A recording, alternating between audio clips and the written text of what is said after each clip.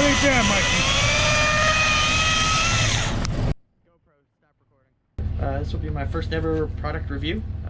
Went to my local store and they had this, and they asked me if I had any big jobs coming up that I'd like to demo it on. And I said, yeah, I got a perfect job. I got a climbing job. And they go, that's perfect. That's what we need to know. So they're let me borrow this saw for a few days. It's the Stihl Msa 161T. Just want to say thank you to the guys at A to Z Rental and Sales in Bradenton, Florida for letting me borrow it for a few days. I got to use it climbing and I have a bucket today, and I'm just gonna tell you what my opinion is on it, and if you hopefully it helps you. So they gave me the 100 milliamp hour battery. It did okay. It lasted when we first started, maybe we got about, I don't know, 10 minutes of cutting out of it, but I had done a couple big cuts and it kind of drained it pretty quick. Nice part was though is the charger, which is a Stihl AL500. I don't know if there's a difference or not, but just in case. I really liked it. It actually charged the battery back up in like 10 minutes. It was really fast. And so really by the time we were set back up in another tree, we didn't lose any time. The battery was already charged and ready to go. So let's see what else. Things I don't like about it, I wish you could adjust the oiling rate. The chain seemed to be really dry all day long, and I don't know if this is just because I was cutting oak or what, but it just never really saw an excessive amount of oil on it, so it just felt like your chain was just always dry. I wish it had like an adjustment screw on it so you could change, you know, how much oil the bar's actually getting. And I know I cleaned the whole saw before I ever took it up in the tree, so I know it's not that clean. So I just wish it would oil a little better, or maybe a little bit more. I don't know, maybe it's done on purpose. It is quiet, which is super cool. You know, half the time you're used to wearing earmuffs, and it's really kind of funny when you go to fire saw up and all you hear is just, it's kind of nice, you know. Your ears aren't ringing at the end of the day, unless you're smart enough to wear earmuffs, which all of us should. The trigger is pressure sensitive, which is kind of nice. It's not just one speed, so if you barely press it, you can kind of feather it, or you can pull it and it'll cut fast, which is nice for sometimes when you're trying to feather through a cut and you're trying to get it to start leaning and you just don't want to blast through it. I did notice though it is a little bit slower on cutting, that's for sure. I actually had a branch tear that I know with my 150 that wouldn't have happened because it can just power through the cut a lot better. This, not so much. You're definitely gonna have to do some snap cuts and then do your final cut. Otherwise you are going to start tearing pieces left and right, and that looks bad, and it's bad on the tree, and we don't want to do that. My biggest hiccup with this saw is this safety button, and it drove me bonkers, and it is a giant pain in the boot. So trying to run it, okay, I get you're supposed to run it one-handed, so you have to push this down, and then at the same time you push this button, which you hear that click, and then now you can actually pull the trigger. So the problem is, if you got gloves on, it is a gigantic pain in the butt trying to do all that, and it is even harder if you're trying to do it left-handed. You gotta sit here and you look like Zoidberg trying to push this down, push this button, and then try to hold this at the same time. And I don't like it because it feels like your hand's barely holding the saw, and I don't like that. It doesn't feel like I have control over it. I think there's definitely a better solution to that other than that button. I know they have to probably do it for safety purposes. We had a couple ideas. If Stihl's listening, or if anyone that's an engineer knows how to make this happen, we were wondering if it was possible, instead of having this thing up here, what if you had two of them, you did one here and then one here, and it was a pinch method more so. So that way when you actually grab the saw, you pinch it closed and then you can pull the trigger.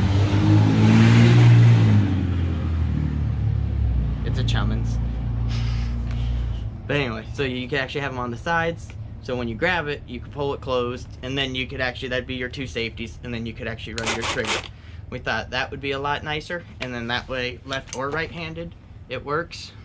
You know, so you're not sitting here trying to claw, grab this thing, and kind of just looks goofy.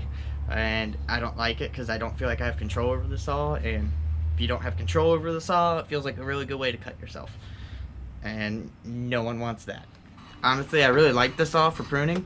If you do mostly trim work and you're cutting stuff less than 6 inches consistently, and you're looking to be a little more eco-friendly, whether, you know, reducing carbon footprint or what have you, or you just don't, you know, don't want to use gasoline saws and suck down those 2-stroke fumes trimming, it is good for that. Honestly, I wouldn't buy it just because of this button, and it, I don't know, it just really annoys me. And if something's not convenient and it's making your life harder, it seems really, doesn't really strike me as something I'd want to spend money on. I guess another positive about it is your maintenance is a lot less.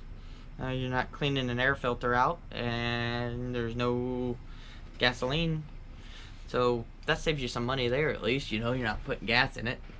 And trim saw, you know, it's not really a whole lot of gas you're using, but it does all cost money, so you are saving that there. As long as you... Alright, I had to move to the truck because I have to go get my kids. I didn't realize how late it was. So, all in all, I really like the saw. It cuts really nice.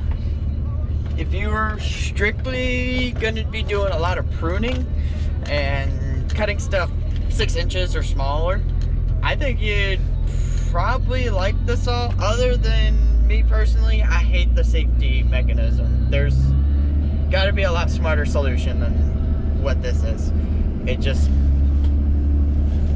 I'm not a fan of it, and it would honestly be the only reason why I wouldn't buy one of these saws. Price wise, I think they run a little less than $400 for their saw, if I remember right, and then plus battery and charger are separate, so they're not cheap. And obviously for the price of one of these, you could get a, you know, get a 150 or a 192, or even something down Husky's line of things.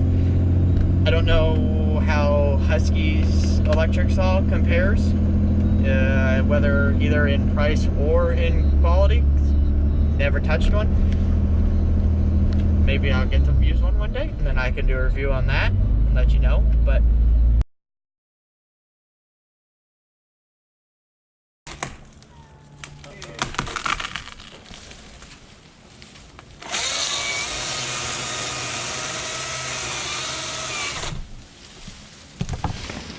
there it is. I was like, that shouldn't have stayed that hot. Okay, so ran the battery down pretty low, and it gets real low, it starts blinking at you, which is kind of nice. That way you know, like, hey, it's about dead. So the reason I did that is I kind of want to see, I'm going to time it and see actually how fast it charges from pretty much, if I was in the tree, I noticed that I'd be switching batteries. So I'm going to throw it on the charger, and we're going to time it, and I'll let you know about how long it takes to charge a 100 milliamp an hour battery. So while that charges, I figured I'd show you two taking it apart. Pretty much like any other standard saw. Nut wrench. Nice thing is it's got the, like, I don't know, the capture nut or whatever you call it. So you can't drop it. It stays attached. So as far as grime goes, this was all day cutting with it, you know, off and on for the most part, but trimming. So there is some goo in there, so you definitely probably want to clean it out every day, probably to have the most optimal performance out of it. But And really sharp chains. Keep sharp chains. That seems to be, I feel like, sort of the main point of this saw is keep a sharp chain. Otherwise, you're probably going to be really disappointed in it. But, yeah. Clean your saw. If you do a lot of cutting, you can probably clean it even at lunchtime or whatever if you want to take a break. But I'm kind of lazy, so I like air compressors. Sorry about the mess. Reorganizing.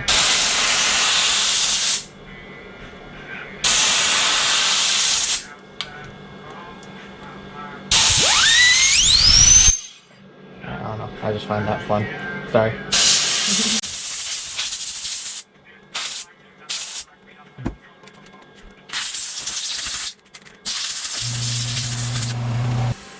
So one thing I noticed in here is it just seems like there's a lot of buildup of bar oil.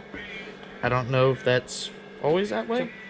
Pretty much looks like any other standard chainsaw clutch assembly and all that. It looks a little different. You don't have that big old, you know, centrifugal clutch or whatever you call it. Looks like the chain does rub. I don't know, being a demo, if someone did it before me or not, but it did rub. I don't know if you can see it right there. Or it looks like it hit the metal a little bit and then through there. I don't know if, you know, someone was torquing on it a little bit. Just wanted to say thank you again to the guys down at A to Z Rental and Sales in Brandon, Florida for letting us take this for a couple days. That was pretty sweet of them. It was pretty exciting to get the demo us off. I've never gotten to do that before, so it felt pretty cool. They've always been giving me probably the best prices on equipment. They're dealers for Husky and Stihl. If you're in the market for a new saw or any kind of lawn equipment, or if you need to rent a piece of equipment, I like the guys. They are always fair to me, and if you want to check them out, look them up. Okay, so it just finished. And when it finished, all the lights go off. So, voila. And I think Stihl claims 30 minutes or something, but I timed it, and let me see if I can light this up for you. I got 34 minutes and 4 seconds. So pretty close. And that was from pretty much a dead battery, I'm assuming, because it was blinking at me. When we ran it earlier, it was about half, and it charged pretty quick.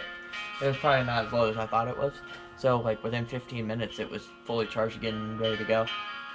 So, I guess all in all, I never took my 150 out of the truck today. So, I mean, I guess that speaks for it. I wanted to give it a good chance, though, and didn't want to be like one of those guys that tries it for one cut and goes, ah, it's a piece of crap, and throws it away. I don't want to be that guy. So, okay, one last thought. Durability. It's all plastic. So, I don't know. I mean, you can kind of squeeze it, but, you know, what do you expect? It's plastic, you know. I'm trying to cut weight.